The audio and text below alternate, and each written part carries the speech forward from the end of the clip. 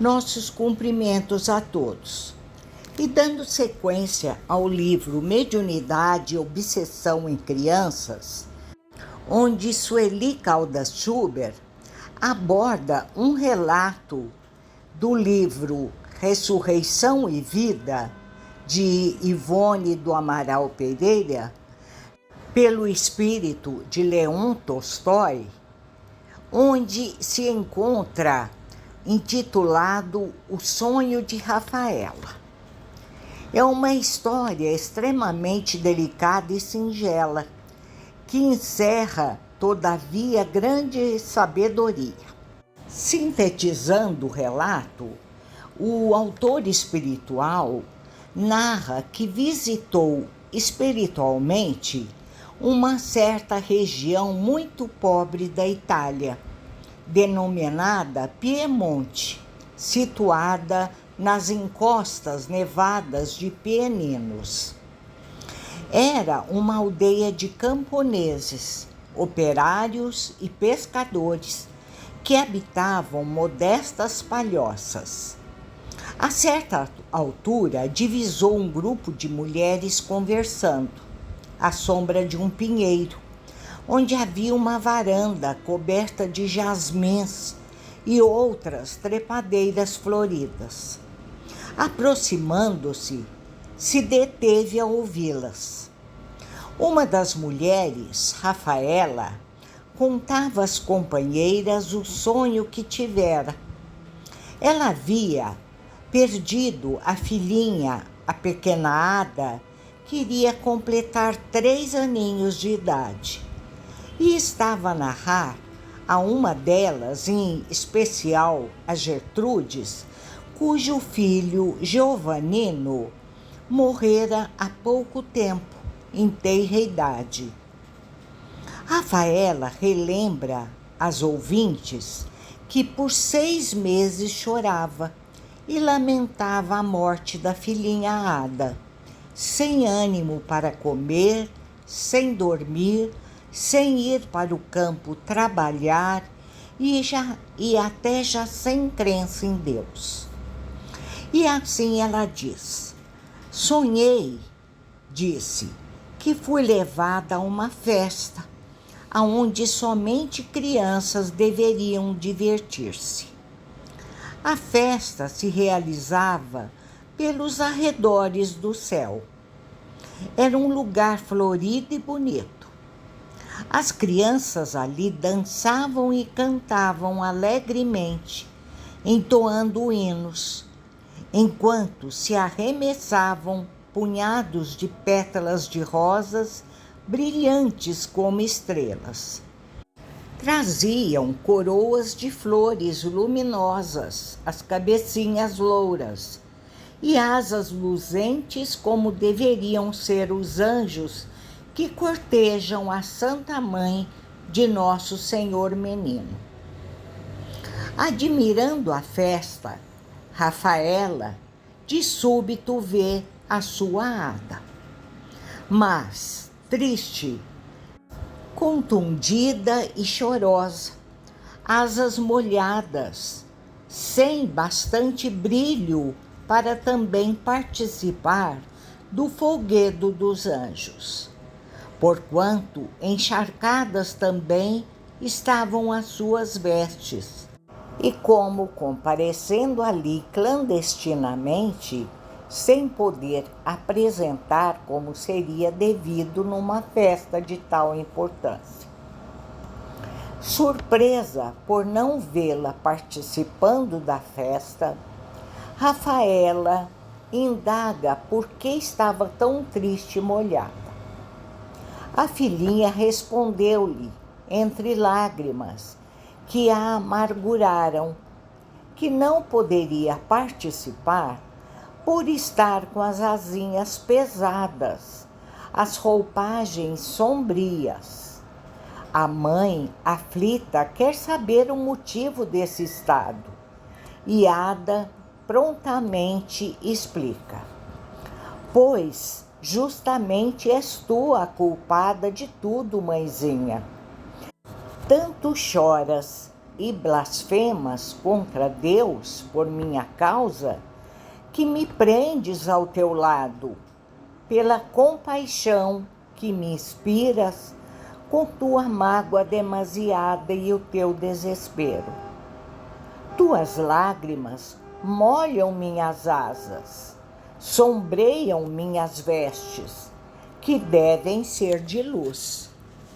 E acrescenta: e nesse estado não lhe será possível compartilhar das alegrias das outras crianças que habitam felizes moradas dos céus, nem alçar voos pelo infinito, onde deverão residir aqueles que deixaram o mundo para se tornarem ditosos.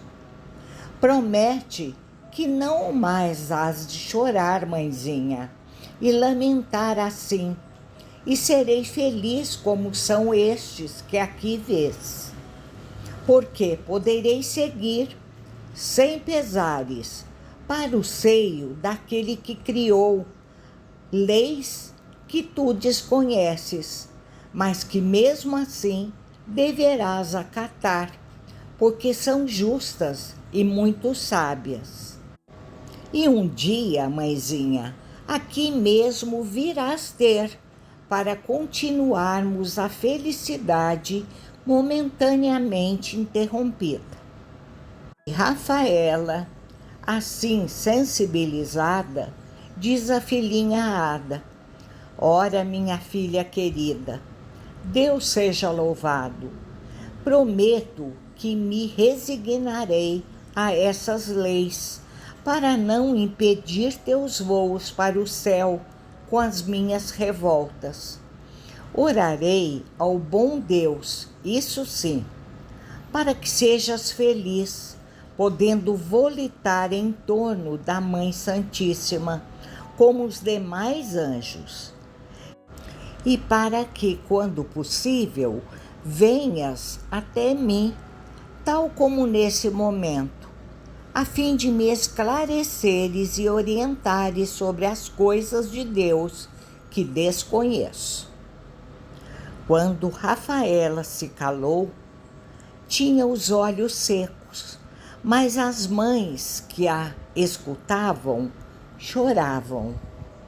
Menciona o autor espiritual Leon Tolstói, no livro que mencionamos, Ressurreição e Vida, que, de alma enternecida, ele pensava: ó Deus dos simples e dos pequeninos, eu louvo a tua misericórdia, que concede aos pobres e ignorantes do mundo revelações singelas, mas sublimes como esta, para que as suas amarguras sejam acalentadas. Revelações que, no entanto, encerram profunda essência filosófico-transcendental. Vemos neste lindo conto que ele encerra várias lições, dentre as quais destacaremos: a primeira e mais importante é a da continuidade da vida, possibilitando o ensejo do reencontro entre os entes que se amam. A segunda é a situação das crianças no mundo espiritual. Embora o simbolismo das asas dos anjos, necessário para a compreensão daquelas mulheres simples e de acordo com a crença que professavam.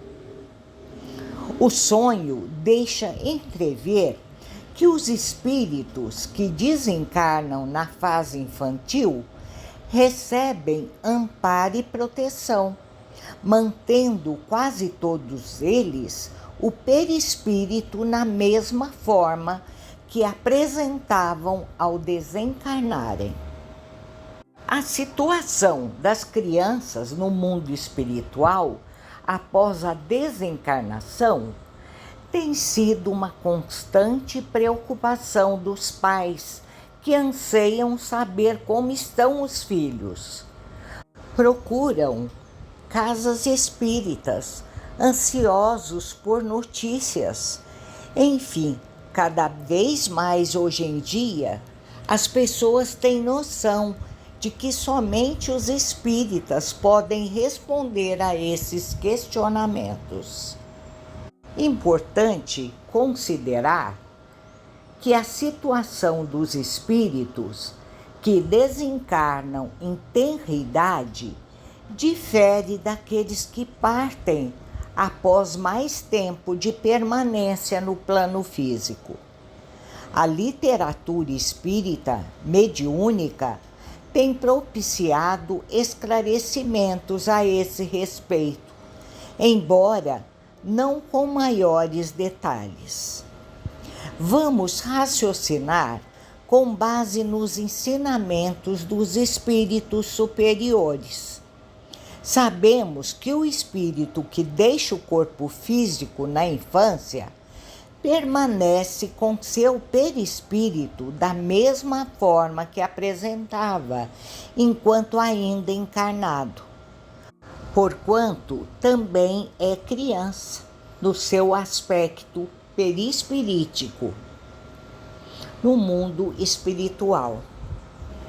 Por outro lado, mantém a mente velada pelo esquecimento, imprescindível ao processo reencarnatório, necessitando, portanto, de certo tempo para que se efetue o descondicionamento de todas as impressões decorrentes do retorno à vida corporal e das vivências físicas que acaba de deixar, como, por exemplo, o apego afetivo à família, o meio, possíveis sofrimentos por maus tratos ou enfermidades durante o período em que esteve encarnado. Ao lembrarmos o caso Júlio, que apresentamos em áudios anteriores, vimos a evidência dos cuidados que a espiritualidade maior dispensa a espíritos em situação difícil e sofrida. Esse caso Júlio foi citado no livro Entre a Terra e o Céu, e ressaltaremos situação de espíritos que desencarnaram na fase infantil citada neste livro, do qual narra que André Luiz e seu colega, que também fora médico, Hilário, em companhia do instrutor espiritual Clarencio e mais duas senhoras, estas encarnadas e em desdobramento durante o sono físico, volitaram em direção a uma região do plano espiritual onde encontravam os filhos destas irmãs. À medida que se aproximavam do local, um parque imponente e acolhedor. A paisagem tornava-se cada vez mais bela. Ondas de suave perfume acentuavam-se, provenientes de árvores vigorosas cobertas de flores coloridas, em cujos galhos bando de aves repousavam. Informa André Luiz que, por abençoada e colorida colmeia de amor, harmonioso casario surgiu ao nosso olhar. E ali centenas de crianças brincavam entre fontes e flores de maravilhoso jardim.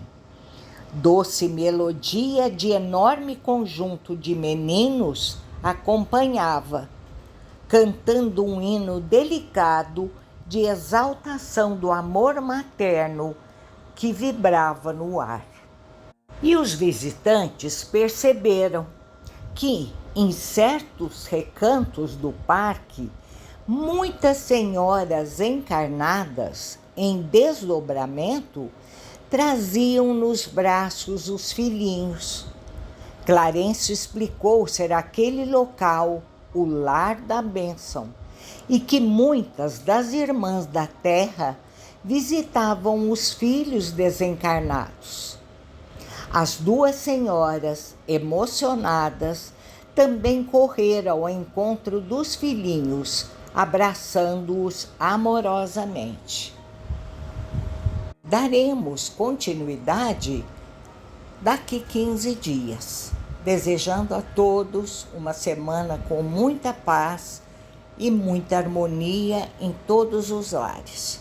Muito obrigada.